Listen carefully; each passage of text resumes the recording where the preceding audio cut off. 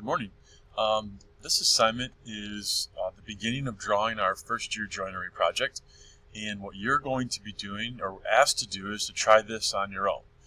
And this is the document that was attached to you. So basically we're going to try to draw this in Fusion 360.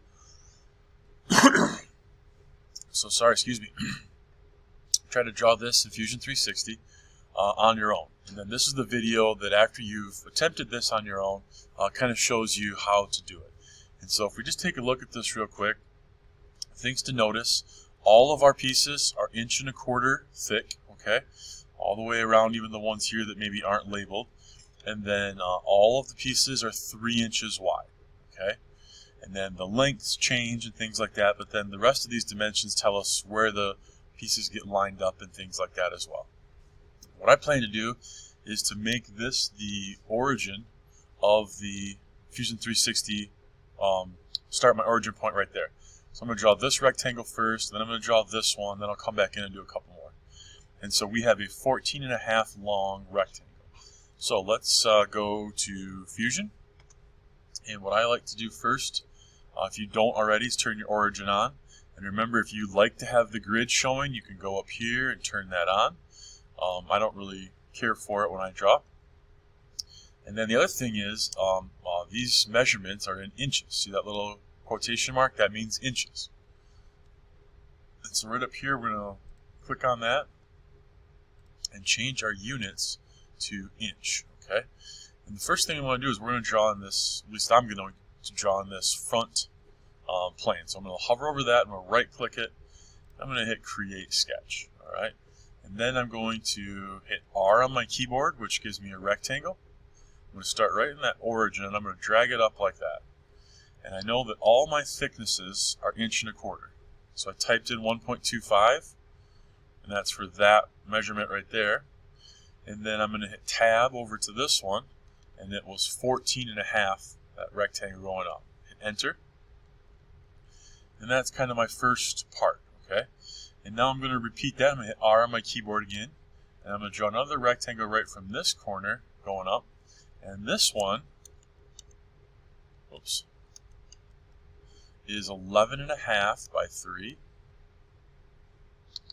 So 11.5, and then I hit Tab, 1.25, and I hit Enter. I'm going to grab a rectangle again. I'm going to do this one, and that is 9¼ by 1¼ and I hit Enter.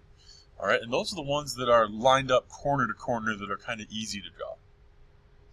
The next one we have to do a little bit of work. We know we want it on this line. We can see that it's kind of overlapping that, and then it has to be 6 inches from either piece. So here's how we're going to do that. Grab a new rectangle tool, and now I'm just going to draw it on this line, but it doesn't matter where. The only place I want to avoid is I don't want to start it right there in the midpoint, because then I'm going to be locked in. So I just want to start it somewhere on this line, but not on the midpoint, okay? So I'm going to click it there, and we want it to be 10 7/8. So 10 space and 7/8, and tab up to 1¼ and then I'm going to hit Enter. And this one's blue because I haven't told it how far we want it to be. So then I'm going to go up here to Dimension, and from this to this, from here to here is what we want to be 6 inches. So now I'm going to hit 6 and Enter, and then it locks that location in place. And if you want to check your work to make sure this one is 6 inches as well, we'll hit this line to this line and drag it over, and you can see that it's 6. And I'm not going to click to place that because if I do, it's going to give me this error message, and we don't need to do that. So I'm just going to hit Cancel. I've confirmed that that's the right dimension. And now we're just left with this last one over here that's 15¾ okay? And it's obviously 1¼ inch thick. And the only tricky part is it's centered on part E. So it's 7¼ up and 7¼ down from that. And so how are we going to do that? Well, we're going to use some constraints, and maybe you haven't done this before. And so I'm just going to draw a rectangle over here that is the right size. Notice that it's not touching anything yet. But now when I hit Enter, I have a rectangle that's the right size. We just need to move this so it's on that line. And so we can use some constraints. We can say coincident. So I'm going to make this line coincident to this point. And you can see when I did that, it snapped the whole rectangle over there. And then we're going to go back and dimension it just like we did before.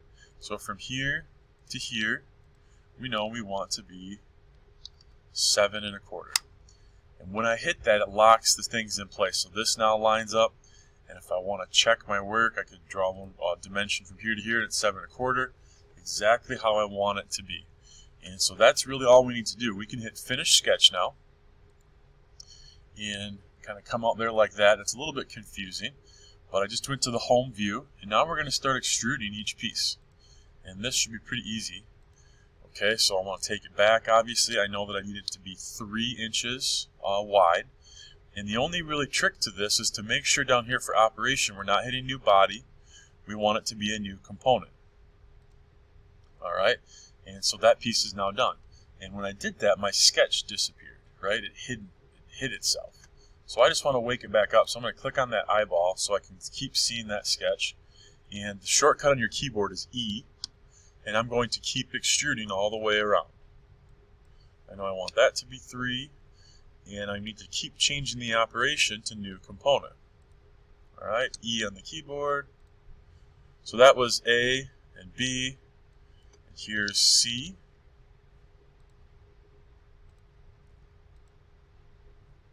E on the keyboard. Click the surface, take it back. 3. Make sure it is a new component. Hit OK. And 1 left to do. 3 and new component, and hit OK. And so now we've got our 5 components. The only thing that I would have you guys do on top of this is to go over here and rename them. So I'm going to hit that first component. We know that is part A. Just hit enter. And when I select this one, that is part B, C, D, and E is in the middle. And if you extruded these in a different order than what I did, yours may not be in a row like this, and that's fine, but just make sure that they match up. So if part C was down here, that's fine, as long as it matches up with this being part C. Maybe that was confusing for you, but it's just important that our names match up with our pieces. Part C.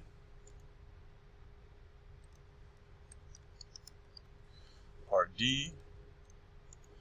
And part E. Alright. And now I would go ahead and save that. I'd already saved mine, so it's just asking me what I want to call this version for my timeline, basically. I'm just going to call it finished. And there we go. So that's good to go. If you want to turn the origin off, you can. I like to have this showing over here just so I can always see things. But now what we're going to do is take a screenshot of this. This is all you needed to do for today. This matches up perfectly with this. And so we're going to go down here and we're going to start typing in snipping tool. And then we're going to click on new. And I don't need this over here in my screenshot. I just want to get all of this. Okay, and I didn't like how mine turned out because that snipping window stayed in place, and I don't want that to happen. So all I want to do is move this out of the way.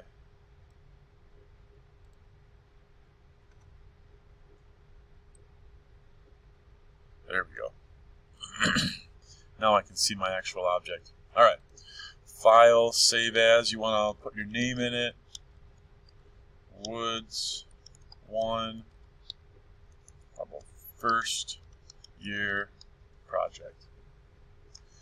And this window, what I've learned from you guys' computers, this window might not pop up for you. It'll probably just automatically download and save right to your downloads file. So then you'd have to go back in and manually, so if you click on this little file folder right here and you go to your downloads, This might just be like called untitled or something like that. And if you right click on it, you can rename that to whatever you want. If it automatically downloaded, it didn't look exactly like mine. And then that right there, that screenshot, is what I'd like you to turn in for this assignment. And that's it. Have a good day.